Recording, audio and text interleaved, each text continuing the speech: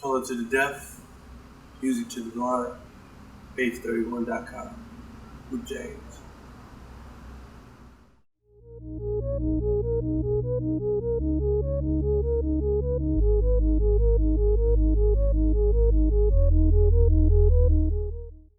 Just talk a little bit about what the experience has been like opening for Beyonce on this Miss Carter tour.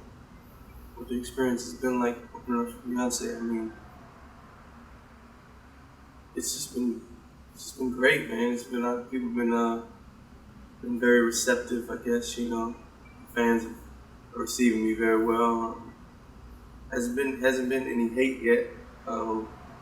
It's just been great. You know, I'm tremendously blessed to have this kind of opportunity. You know, to be opening up for such an amazing artist, iconic artist. You know, she could have had anybody else.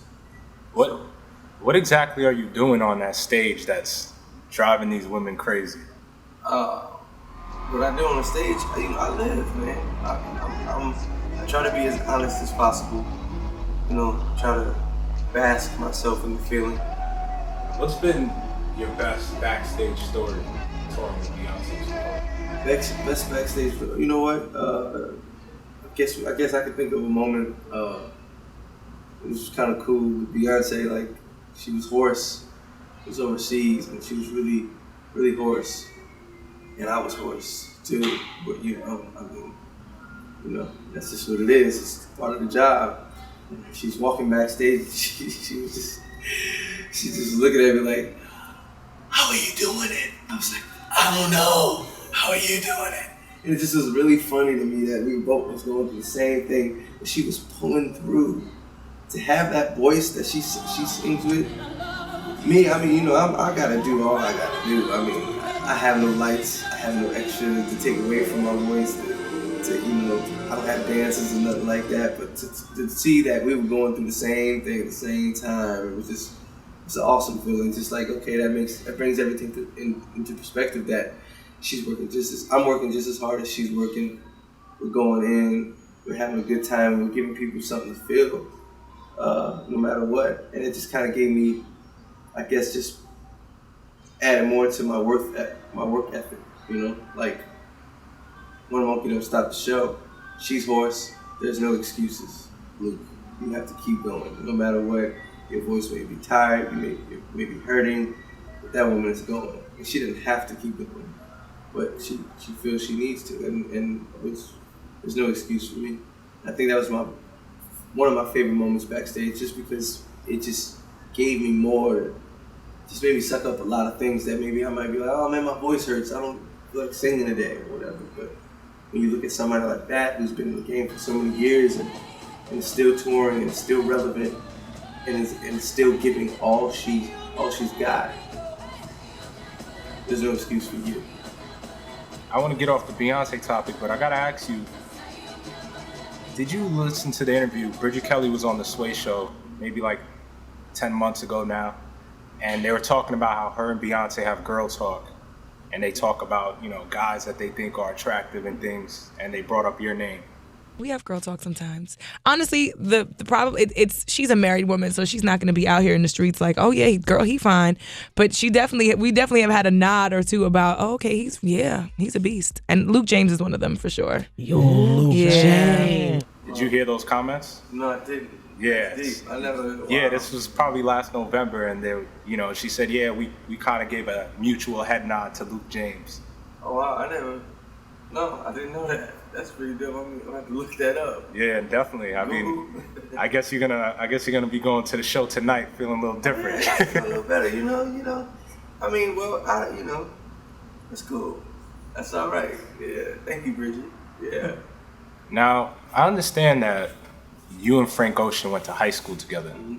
Did you guys have a relationship when you guys were, peers? No, I didn't know him in high school.